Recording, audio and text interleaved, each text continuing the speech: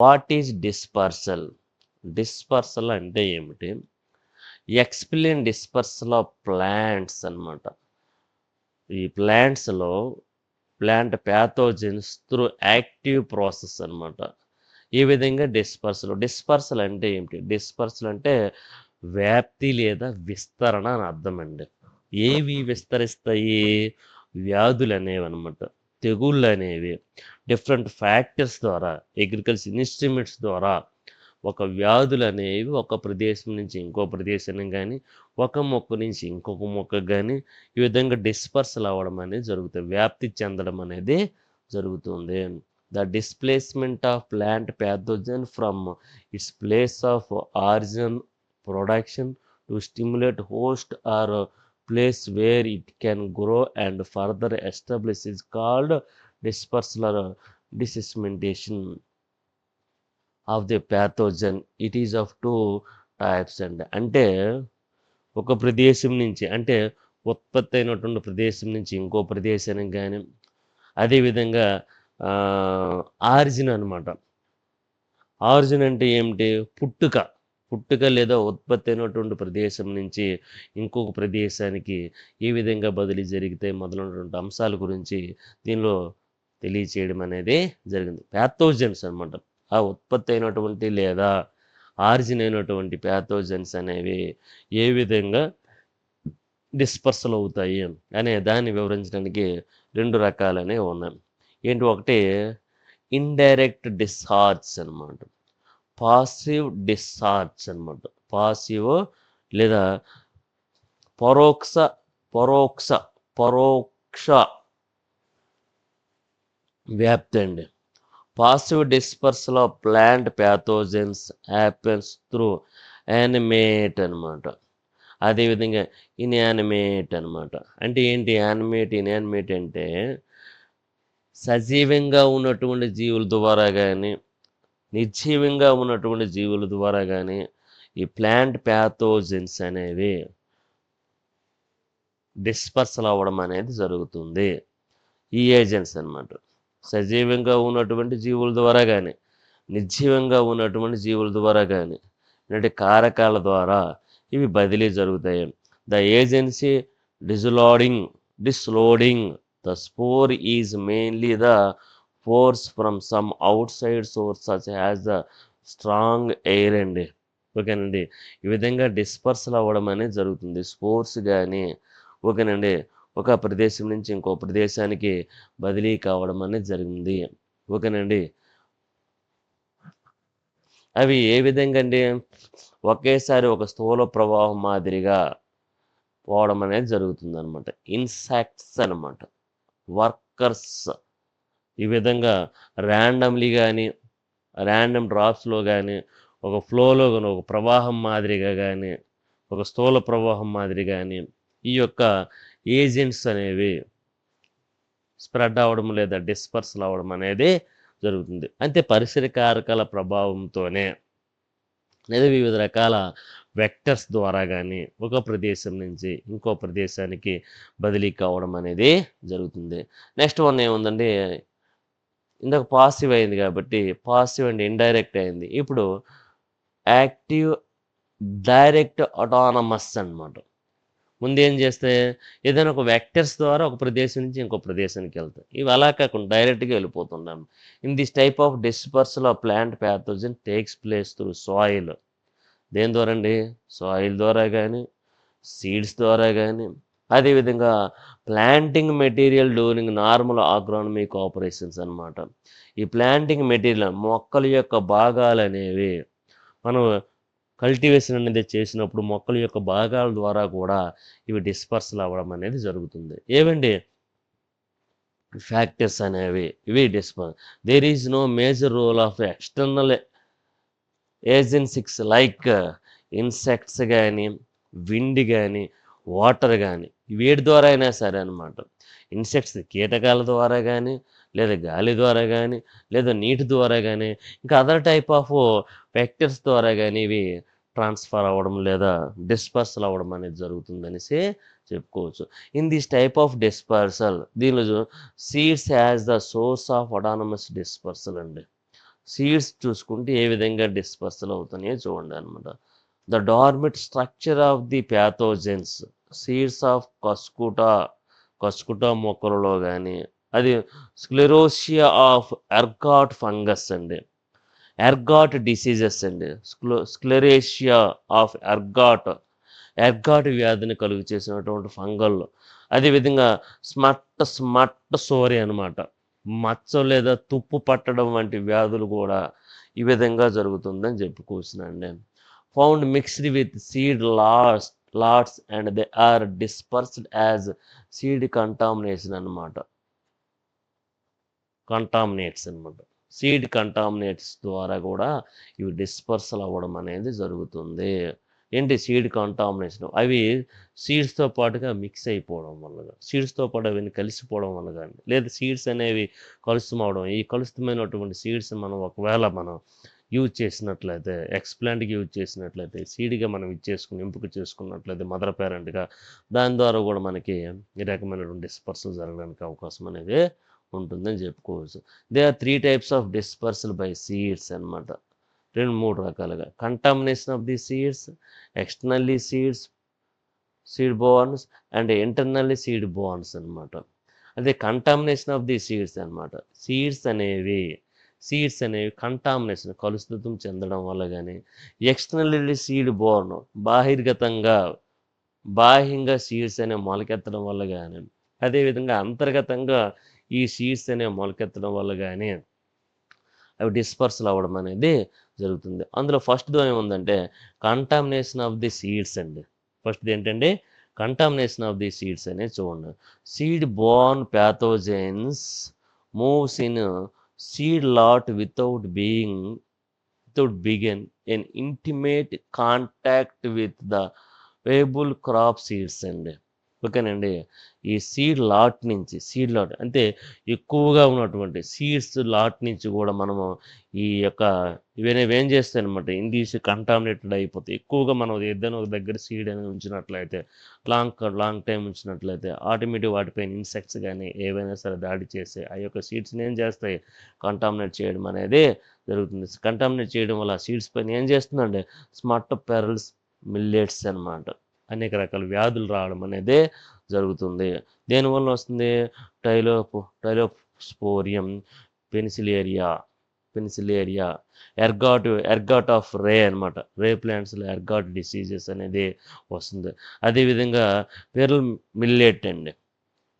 అదేవిధంగా క్లాప్సెప్స్ పర్పోరియా వలన ఆ రకమైనటువంటి డిసీజెస్ రావడం వలన, స్మట్ డిసీజెస్ కానీ, మస్ట్ డిసీజెస్ కానీ, అదేవిధంగా ఈ రకమైనటువంటి ఎర్గాట్ డిసీజెస్ కానీ ఎక్కువగా రావడానికి అవకాశం అనేది ఉంటుంది. దేని నుంచి అండి? With the seed lots during harvest and threshing అనమాట. ఎక్కువగా మనకి విత్తనాలు ఒక పోగగా కానీ, విత్తనాలని ఒక దిబ్బగా కానీ ఎక్కువగా ఉన్నటప్పుడు వాటి యొక్క హార్వెస్టింగ్ కోత సమయంలో కానీ, అదేవిధంగా థ్రెస్సింగ్ అనమాట, వాటిని ఆడేటప్పుడు వాటిని ప్యాడీ ప్లాంట్స్ నుంచి ఆ సీడ్స్ని రిమూవ్ చేసినప్పుడు కానీ, ఆ సీడ్స్ని ఎన్లార్జ్ చేసినప్పుడు కానీ, ఈ థ్రెస్సింగ్ ప్రాసెస్ ద్వారా కానీ, హార్వెస్టింగ్ ప్రాసెస్ ద్వారా కానీ ఈ సీడ్స్ అనేవి కంటామినేట్ అయ్యే అవకాశం అనేది ఉంటుందనేసి చెప్పుకోవచ్చు. నెక్స్ట్ ఎక్స్టర్నల్ సీడ్ బోర్న్ అనమాట. Close contact between pathogens and is established when the pathogens get loaded on the seed's coat during growth of the crop or at the time of the harvest and threshing అనమాట. ఆడించినప్పుడు కానీ, లేదా బాగా హార్వెస్టింగ్కి కోతకు వచ్చినప్పుడు కానీ ఎక్స్టర్నల్గా seeds అనేవి germinate అయిపోతుంటాయి. స్వార్గం ప్లాంట్స్లో కానీ, ఓకేనండి, స్మట్ ఆఫ్ స్వార్గం ప్లాంట్స్లో కానీ, అదేవిధంగా బ్యాక్టీరియల్ బ్లైట్ ఆఫ్ కాటన్ వంటి మొక్కల్లో కానీ, లూజ్ స్మట్ ఆఫ్ బార్లీ వంటి మొక్కల్లో కానీ, కాటన్ వంటి మొక్కల్లో కానీ, బార్లీ వంటి మొక్కల్లో కానీ, స్వార్గం వంటి మొక్కల్లో కానీ ఈ రకమైన స్మట్ డిసీజెస్ అనేవి కలగడం, లేదా బ్లైట్ డిసీజెస్ కలగడం అనేది జరుగుతుందని చెప్పుకోవచ్చునండి. ఓకేనండి. స్పోర్స్ ఆఫ్ లిల్టేరియా అనమాట. వాటి వలన కూడాను వీట్ ప్లాంట్స్లో మనకి రకమైనటువంటి డిసీజెస్ అనేవి రావడం అనేది జరుగుతుంది. యూస్టిలాగో స్పీసెస్ వలన కూడా స్మట్ డిసీజెస్ అనేవి జరుగుతుంది. ఎక్కడండి? ఓట్స్లో స్మట్ డిసీజెస్ అనేవి వస్తున్నాయి అనమాట. ఫర్ 13 ఇయర్స్ అండి. ఆఫ్టర్ 18 ఇయర్స్ కావచ్చు, 13 ఇయర్స్ కావచ్చు, ఈ రకమైనటువంటి సార్గమ్ ప్లాంట్స్లో కానీ, కాటన్ ప్లాంట్స్లో కానీ, బార్లీ ప్లాంట్స్లో కానీ, ఓట్స్ ప్లాంట్స్లో కానీ ఈ జెర్మినేట్ అవ్వడం వల్ల డిఫరెంట్ టైప్స్ ఆఫ్ డిసీజెస్ అనేవి కాజెస్ అవ్వడం అనేది జరుగుతుంది అనమాట. అదేవిధంగా internally seed borne the pathogen may penetrate into the ovary cause infection of the embryo while it is developing అనమాట. ఏంటంటే ఈ ప్యాథోజన్స్ లేదా వ్యాధి కారకాలు అనేవి పెనిట్రేట్ అయిపోతాయి అన్నమాట. ప్రవేశిస్తాయి లేదా లోపలికి చుచ్చుకొని పోతాయి. ఎక్కడికి? ఓవరీ. అప్పుడు ఇవేం చేస్తాయి? కాజ్ చేస్తాయి ఇన్ఫెక్షన్ ఆఫ్ ది ఎంబ్రియో అనమాట. ఆ యొక్క ఎంబ్రియోని ఏం చేస్తాయండి? ప్రభావితం చేస్తాయి. అందువల్ల నేను డెవలపింగ్ సమయంలోనే ఇట్ ఈజ్ డెవలపింగ్ అనమాట. ఆ విధంగా ఇంటర్నల్గా ఈ ప్యాథోజన్స్ అనేవి పెనిట్రేట్ అయిపోయి ఎక్కడికి పెనిట్రేట్ అయిపోతాయి? ఓవెల్లోని ప్రైవేట్ అయిపోయి ఏం చేస్తాయి? కొన్ని కారకాలను కలుగు చేస్తాయి అనమాట. ఇన్ఫెక్షన్ కలుగు చేయడం అనేది జరుగుతుందని చెప్పుకోవచ్చు. Examples of internally seed borne pathogens like దీనికి కొన్ని ఉదాహరణలు చూసుకున్నట్లయితే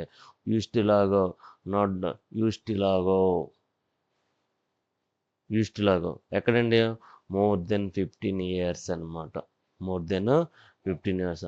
other examples of helminthosporium oryzae. వరి మొక్కల్లో కూడా ఎల్మోంతోస్పోరియం వలన వ్యాధులు అనేవి జరుగుతున్నాయి. నెక్స్ట్ స్కెలరోస్పోరా గ్రామినికోలా వీటి వలన కొన్ని ఇంటర్నల్లీ సీడ్ బోర్న్ ప్యాథోజన్స్ అనేవి కలుగుతున్నాయి. ఎల్మోంతోస్పోరియం స్పీసెస్ వలన, ఈస్టిలాగో స్పీసెస్ వలన, ఇది స్క్లెరోస్పోరా స్పీసెస్ వలన ఈ రకమైనటువంటి డిసీజెస్ అనేవి కలుగుతున్నాయి. The bacterial pathogens include xanthomonas oryzae వరి ప్లాంట్స్లో కానీ రైస్లో చూసుకున్నట్లయితే సూడోమోనస్ స్పీసెస్లో కానీ, కుకుర్బిటా స్పీసెస్లో కానీ ఈ రకమైనటువంటి వ్యాధులు అనేవి ఈ జాంతోమోనస్ స్పీసెస్ వలన కలగడం అనేది జరుగుతుంది. అది కుకుర్బిటా క్రూసిఫెరాస్ స్పీసెస్ అండి. క్రూసిఫెరే బ్రాసికేసి ఫ్యామిలీస్ అండి. క్రూసిఫెరే బ్రాసికేసి ఫ్యామిలీస్లో డిసీజెస్ అనేవి ఏంటండి? ఇంటర్నల్లీ సీడ్ బోర్న్ డిసీజెస్ అనేవి జరగడం అనేది జరుగుతుంది. Soil as the source of autonomous dispersal అండి.